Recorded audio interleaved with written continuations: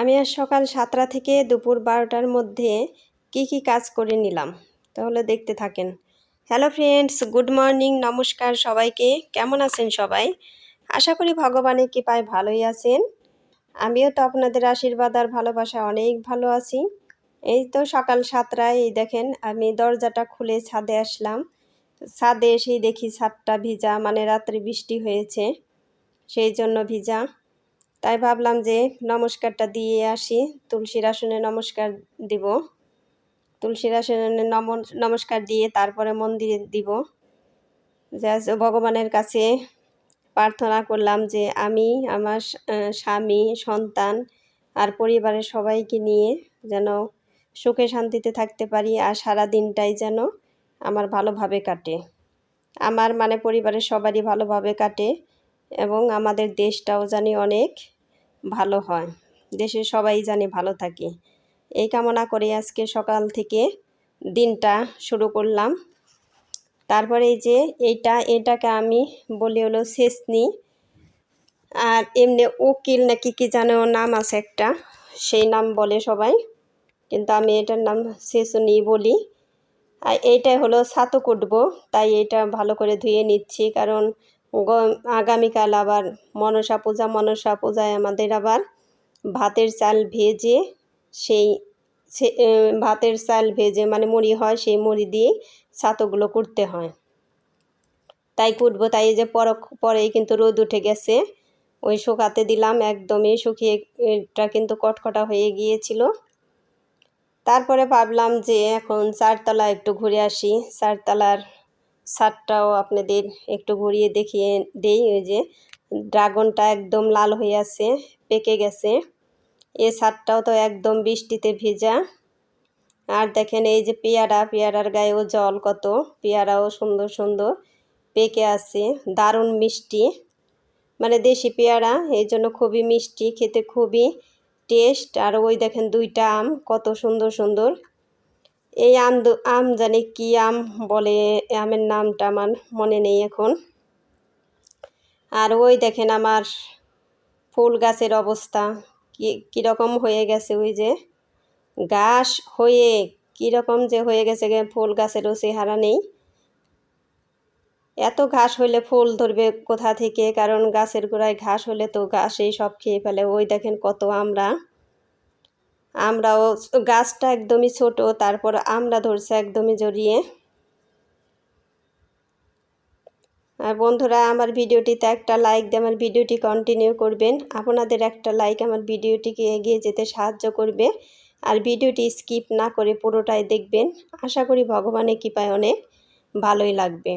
এই তো আজকে সকালেই কিন্তু খিচুড়ি রান্না করব। খিচুড়িতে ডাল দিয়েছি হলো খেসারির ডাল, মসুরের ডাল আর হলো কালার ডাল। খিচুড়িটা হলো সবজি খিচুড়ি হবে। আজকে সবজি খিচুড়ি আমি একটু আলাদাভাবে রান্না করব। ওই যে হলুদ, লবণ, ওই যে কাঁচামরিচ দিয়ে দিলাম, সব কিছু দিয়ে পরিমাণ মতোই ঝোল দিয়ে দিয়েছি। এখন ঢাকনা দিয়ে ঢেকে দিব। আর খিচুড়িটা কিন্তু অর্ধেক রান্না হলে পরে তারপর সবজিগুলো দিয়ে দিব। এখন এই যে তেল দিয়ে দিলাম, তেজপাতা, শুকনা মরিচ সোমবারে দিয়ে দিলাম, আর 5 ফোড়ন সোমবার দিয়ে দিলাম। এখন সবজিগুলো কেটে রেখেছি ওইগুলো ভেজে নিব। এই আগে আমি আলু একটু আগে ভেজে নিব, তারপর অন্য সবজিগুলো দিয়ে দিব। স্কিপ না করে পুরোটাই দেখতে থাকেন কিভাবে রান্না করি। এই তো সবজিতেও কিন্তু লবণ, হলুদ, মরিচের গুঁড়ো সব কিছুই আমি দিয়ে দিলাম, এর জন্য কালারটা যাতে ভালো আসে। তারপরে যে মূলা শাক, এগুলো দিয়ে দিলাম, মূলার সেন্টটা যাতে আসে, কারণ মূলা নেই যেহেতু, সেই জন্য আমি মূলা শাক দিয়ে দিলাম। আর খিচুড়িটা তো খুবই টেস্ট হয়েছিল। এগুলো ভাজা হয়ে গিয়েছে, আর একটু জল আমি দিয়ে দিলাম যাতে ঝোলটা কম না হয়। এই তো একটু সিদ্ধ হলে পরেই তারপরে এই যে খিচুড়িতে দিয়ে দিব ঢেলে। এই তো দিয়ে দিলাম। আপনারা চাইলে এইভাবে রান্না করে খেয়ে দেখতে পারেন। খিচুড়িটা কিন্তু না ফুটিয়ে, চালটা একদম না ফুটিয়ে আগেই দিতে হবে এই সবজিগুলো, তা না হলে খিচুড়ি চালটা লাগিয়ে যদি ফুটে যায় তাহলে এই সবজিগুলো ভালোভাবে নরম হবে না, আর টেস্টও হবে না। আর আমার খিচুড়িটা কিন্তু হয়েই গিয়েছে, জিরে গুঁড়ো দিয়ে দিলাম। আপনাদের দাদা তো খালি তাগাদা করতেছে যে খিচুড়ি হয়েছে কিনা, খিচুড়ি হয়েছে কিনা, কারণ আপনাদের দাদার চেম্বারে আবার রুগী এসে বসে আছে বাইরে, বাইরে থেকে লোকজনে ফোন করছে যে দাদা তাড়াতাড়ি চলে আসেন, আপনার পেশেন্ট আসছে। সেই জন্য আপনাদের দাদা আবার বলতেছে একটু বসতে বলেন, একটু বসতে বলেন, আমি খাওয়া দাওয়া শেষ করে আসতেছি। কারণ সকালে খিচুড়ি রান্না করতেও তো অনেকটা সময় লেগে যায়। শুধু আমাকে বলতেছিল যে তা হয়েছে কি না এরকম। আমি বললাম যে একটু বসতে বলো, তুমি খেয়ে তারপরে যাও। তারপরে শেষে তাড়াতাড়ি করে আপনাদের দাদার থালায় বেড়ে দিয়েছি ফ্যান চালিয়ে। তারপরে একটা চামচ দিয়েছি যে নাড়াচাড়া করতে থাকো, নাড়াচাড়া করতে করতে ঠান্ডা হবে। তারপরে শেষে আপনাদের দাদা ওই চামচ দিয়ে খেয়েছে, যে এখন আর হাত না দিলাম, তাই হাত আর ধুইতেও হবে না। ওই তারপরে কিন্তু আমি এই যে ঘরের কাজগুলো করতে আসছি, এই যে জানালার গ্রিলগুলো মুছে নিলাম, এগুলো মোছা হয় না কতদিন ধরে। তারপরে জানলা সব কিছু খালি করে নিলাম, আলনাটায়ও ময়লা পড়ে গিয়েছে। এই আলনাটা এখন ভালো করে আমি পরিষ্কার করে নিব।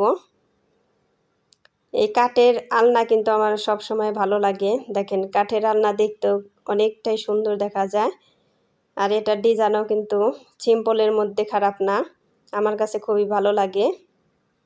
ওই যে পুরো আলনা দেখেন, আর ওই যে হ্যাঙ্গার, ওই হ্যাঙ্গারগুলো কিন্তু মোটা তার দিয়ে বানানো, আমার এক দাদা বানিয়ে দিয়েছে। হ্যাঙ্গারে অত বেশি কিছু রাখা হয় না, এই জন্যই মানে একপাশে পড়ে আছে। দেখেন সব সময় যদি এগুলো পরিষ্কার করে রাখা যায়, জিনিসপাতি কত সুন্দর দেখা যায়, তাই না? সবারই ভালো লাগলে ঘরে আসলে এই সব জিনিস, সুন্দর জিনিস, পরিষ্কার জিনিস দেখলে পারে নিজের কাছে নিজেকেই অনেকটাই স্মার্ট মনে হয়, আর অনেকটাই ভালো লাগে। ওই যে বলছিলাম যে আমি আর সকাল 7টা থেকে দুপুর 12টার মধ্যে কি কি কাজ করে নিলাম। এই দেখেন, দেখতেছেন তো, এই সব কাজই আমি করে নিলাম। আরও তো আছে বাকি, দেখতে থাকেন। আর বন্ধুরা, আমার ভিডিওটি ভালো লাগলে একটা সাবস্ক্রাইব করে পাশে থাকা বেল আইকনে ক্লিক করে দিবেন। আর এই মুহূর্তে যারা সাবস্ক্রাইব করে রেখেছেন তাদের জন্য রইল অসংখ্য ধন্যবাদ। আর বন্ধুরা, আজকে কিন্তু আমরা এই রুমে থাকতে পারিনি, কারণ আজকে রাত্রে আইপিএস ছিল না, এই জন্য আমাদের আইপিএসটার চার্জও পড়িয়ে গিয়েছিল। আমাদের বাসায় আইপিএস হলো 2টা, সেই জন্য এই রুমে না থেকে আরেক রুমে ছিলাম। যে রুমে ছিলাম ওই রুমটাও দেখাবো। এই রুমটা আগে পরিষ্কার করে নিই, একচোটে ঝাড়ু দিয়ে যাব এই রুমে, তারপরে ওই রুমে চলে যাব। আর বন্ধুরা, এত গরম, বৃষ্টি হয় তারপরে প্রচুর গরম, বাইরে একদমই বাতাস নেই, এই জন্য আরও গরম।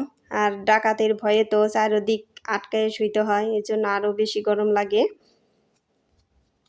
আর বন্ধুরা, কে কোথায় থেকে আমার ভিডিওটি দেখছেন, সবাই আমার ভিডিওটিতে একটা লাইক দিয়ে কমেন্ট করে দিবেন, আর জানাবেন যে কোথা থেকে দেখছেন। আর আপনারা যেখানেই থাকেন সবাই সুস্থ থাকবেন, ভালো থাকবেন। এই সময় তো সবারই ভালো থাকা দরকার, কারণ দেশের যে পরিস্থিতি, খুবই খারাপ পরিস্থিতি, কাজেই সবাই নিজেকে সাবধানে রাখবেন। আমার অনেক বন্ধুরা আছেন যারা আমার পরিবারে এসেই তার পরিবারে না যেয়ে সারতে পারলে সে কিন্তু ওই সাবস্ক্রাইবটা কেটে দেয়। এই ভুলটা করেন না কেউ, কারণ আমার পরিবারে আসলে পরে আমাকে 2-3 দিনের তো সময় দিতে হবে। কারণ আমার পরিবারে আসলে আমি যদি সাথে সাথেই আবার আপনার পরিবারে চলে গিয়ে সাবস্ক্রাইব করি আপনার পরিবার চ্যানেলে, তাহলে তো আপনারও ক্ষতি হবে, আমারও ক্ষতি হবে। কাজেই এই ভুলটা করেন না কেউ। ওই 2-3 দিনের একটু সময় দিন। আমার পরিবারে আসলে আমি অবশ্যই আপনার পরিবারে যাব, এই বিশ্বাসটা রাখবেন। এই যে আপনাদের বলছিলাম যে ওই রুমটা দেখাবো, এই যে এই রুমে ছিলাম। এই রুমে কিন্তু খাট নেই, খাট ছিল, সেই খাটটা উঠায় রাখা হয়েছে, কারণ ছোট ছেলে ছিল, শুধু লাফালাফি করতো, এই জন্য ব্যথা পাওয়ার ভয়ে খাটটা উঠায় রাখা হয়েছে। কারণ ও সারাদিন এই রুমে লাফালাফি সব সময় করতো, এই রুমেই খেলা করতো, এই জন্য। আর নিচে শুয়ে কিন্তু আরাম আছে। এই ফ্লোরিং বিছানা খুবই আরামের বিছানা। আর এই রুমটা এমনিতেই ঠান্ডা, খুবই আরাম লাগে এই রুমে শুয়ে।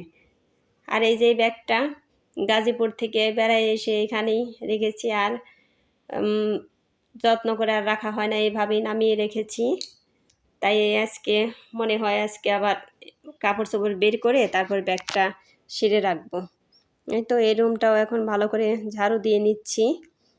আর সব জায়গায় মানে চুল আর চুল, ওই যে সব খালি চুল, এত চুল ওঠে মাথা থেকে। আপনাদের জানা থাকলে একটু বলবেন তো যে কি দিলে চুলের গোড়া শক্ত হবে, এরকম যদি কারো জানা থাকে আমাকে একটু বলবেন। এই তো গল্প করতে করতে আমার কিন্তু রুম টুম ঝাড়ু দেওয়া হয়ে গিয়েছে। বন্ধুরা, আপনাদের তো সকাল থেকে এই পর্যন্ত অনেক কাজই দেখাইলাম। তবে সবাই ভালো থাকবেন, সুস্থ থাকবেন এই কামনা করে ভিডিওটি শেষ করছি। আর পরবর্তী ভিডিও দেখার অনুরোধ রইল, আপনারা একটু কষ্ট করে দেখবেন। টাটা।